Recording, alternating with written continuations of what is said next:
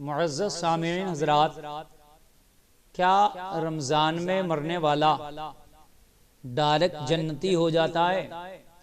क्या रमज़ान में मरने वाला बेहिसाबो किताब की जन्नत में चला जाता है? इसके ताल्लुक़ से मैं अर्ज़ करना चाहूँगा, बताना चाहूँगा कि जैसा कि हदीस से ज़ाहिर है, हाँ, रमज़ान में अगर इंतकाल किया तो रमज़ान में इंतकाल करने का फ़ायदा है, मरने वाले को उसका बेनिफिट मिलता है। लेकिन क्या सब मरने वालों को मिलता है?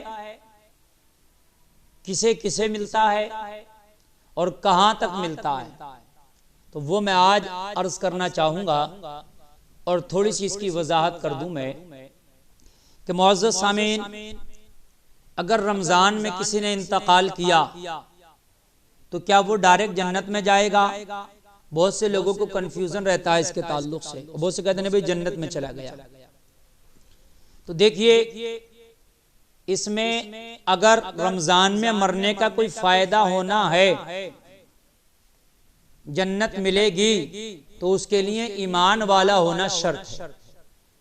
यानी अगर ईमान वाला साहिब ईमान के साथ इंतकाल किया और दुनिया से गया तो बहरहाल रमजान में मरने का उसको फायदा जरूर मिलेगा और जरूर उसके गुनाहों की तलाफी होगी और अल्लाह अपनी रहमत से उसे बख्शेगा, जन्नत अता करेगा। लेकिन अगर रमजान में कोई काफिर मर गया तो उसको तो जन्नत में जाना ही नहीं है। या रमजान में कोई मुशरिक मर गया तो उसको तो रमजान का कोई फायदा होना ही नहीं है। या कोई ऐसा मुसलमान था कि नाम का तो मुसलमान था लेकिन इस्लाम को फॉलो नहीं करता था, तो उसको रमजान का कोई फायदा नहीं मिलना है। या वो ईमान के साथ नहीं गया, खात्मा हुआ था तो वो ईमान की हालत में नहीं मरा था। बहुत से लोग होते तो मुसलमान हैं लेकिन ऐसे जुमले बोल रहे होते हैं कि वो ईमान से उनके ईमान से खारिज हो जाते हैं, वो निकल जाते हैं, कुफ्र तक कर बैठते हैं। बहुत से लोग खुदा की शान में गुस्ताखियां कर बैठते हैं। तो ऐसे जुमले बोल दिए थे और उसके बाद फिर उन्होंने तौबा नहीं किए और वो मर गए इसी हाल में, तो फिर उनको रमजान का फायदा नहीं होता। ईमान वाला होना शर्त है। ईमान बचा ले गया तो बहरहाल उसकी रहमत के दरवाजे खुले हैं इस महीने में और जन्नत के दरवाजे खुले हैं इस महीने में। उसको इस महीने में मरने का फायदा जरूर मिलेगा। अल्लाह ताला उसको जरूर इसका फायदा अता फरमाएगा, लेकिन ईमान होना शर्त है। क्या तमाम गुनाह माफ कर दिए जाएंगे? तो यहां एक बात और बता दूं, जैसा कि एक हदीस शरीफ है कि जिसने खुलूस नियत के साथ रोजे रखे और रमजान के महीने में इबादत की और रोजे रखे, अल्लाह उसके पिछले गुनाह माफ कर देगा। तो उसमें फिर मुराद जो हदीस में उलमा ने लिया है कि इससे गुनाह सगीरा मुराद है कि अल्लाह उसके गुनाह सगीरा मुआफ कर देगा। तो फिर यहां भी सारे गुनाह मुराद ना लिए जाएं कि वो अगर मरा तो उसके सारे गुनाह माफ हो जाएंगे।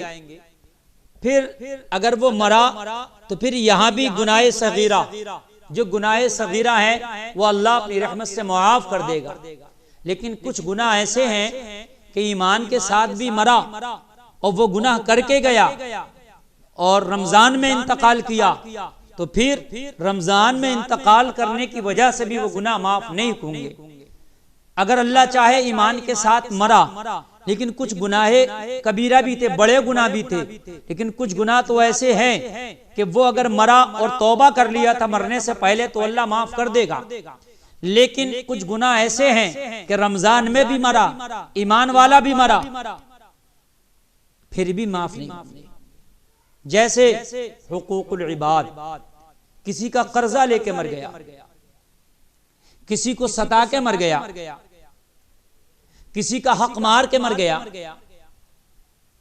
किसी को की चुगली करके मर गया, तो फिर अल्लाह माफ नहीं करेगा जब तक के जिसका कर्जा लिया है उसका कर्जा अदा ना करे। अल्लाह के रसूल सल्लल्लाहु अलैहि वसल्लम कर्जा अदा करने में बहुत जल्दी किया करते थे, और कर्जा अदा करने में जल्दी करना चाहिए। बहुत से लोग कर्जे में बहुत देर करते हैं, दे दूंगा नहीं, दे नहीं दूंगा, और काम बाद में, पहले कर्जा दो। पता नहीं तू मर जाए तेरा कर्जा तेरे वारिसीन दें कि ना दें। किसी को सताया था तो उससे मुआफी मांग लो, किसी का चुगली किया था मुआफी मांग लो, किसी का हक मारा था उसको वापस दे दो। अगर इस हाल में मर गए कि तुम्हारे जिम्मे किसी का हक था, तो फिर आप वो नहीं बख्शा जा सकता। वो हक आपको मैदान महशर में पूरा करना होगा। जिस शक्ल में अल्लाह चाहेगा कराएगा, फिर वो नेकियों की शक्ल में। किसी को आपने सताया था, उससे माफी मरने से पहले ही दुनिया में मांग लो, फिर अल्लाह ताला तुझे माफ कर देगा। फिर अल्लाह की रहमत से के दरवाजे खुले हैं, बेशक वो माफ करने वाला है, लेकिन ईमान वाला होना शर्त है रमजान में मरने के लिए। अब हमने माल किसी का मार लिया है, मर रमजान में गए, किसी को सताया है, मर रमजान में गए, किसी का हक मारा हम मर रमजान में गए, तो ये माफ नहीं होने वाला। ये हक माफ कराने से उससे या उसका अदा करने से ही हक अदा होगा, वरना रमजान में मरने से ये हक खत्म नहीं हो जाता। अल्लाह बहुत गफूर रहीम है, इसमें कोई शक नहीं। मुझे जहन में एक बात आ रही है, हज्जाज इब्न यूसुफ जब मौत का वक्त करीब आया तो वो उसकी मां उसके पास आई और पास आके बोली, बेटा मैं डरती हूं तेरे साथ, तेरा रब क्या मामला करेगा। तूने बड़े जुल्म किए हैं, बड़े लोगों को कत्ल किया है, बहुत लोगों को तूने मारा है, ज़िबा किया है, कितने लोगों को तूने सताया है, सहाबा का तू कातिल है, बेटा पता नहीं क्या होगा। तो वो हंसने लगा। बोला क्यों हंस, मां बोली क्यों हंसता है। कहने लगा, मां एक बात बता, अगर तुझे इख्तियार दे दिया जाए कि हज्जाज इब्न यूसुफ को तू चाहे तो जन्नत दे, तू चाहे तो जहन्नम में डाल, तू बता तू क्या करेगा। तुझे पता है मैं गुनाहगार हूं, तू बता क्या करेगा। तो मां ने कहा, बेटा अगर मुझे इख्तियार दे दिया जाए तो मैं तेरे लिए जन्नत का ही फैसला करूंगी कि तुझे जन्नत में डाल दूं, तुझे जन्नत। तो कहा, मां वो रब तो 70 माओं से भी ज्यादा अपने बंदों पर मेहरबान है, फिर मैं क्यों उसकी जात से नाउम्मीद हो जाऊं।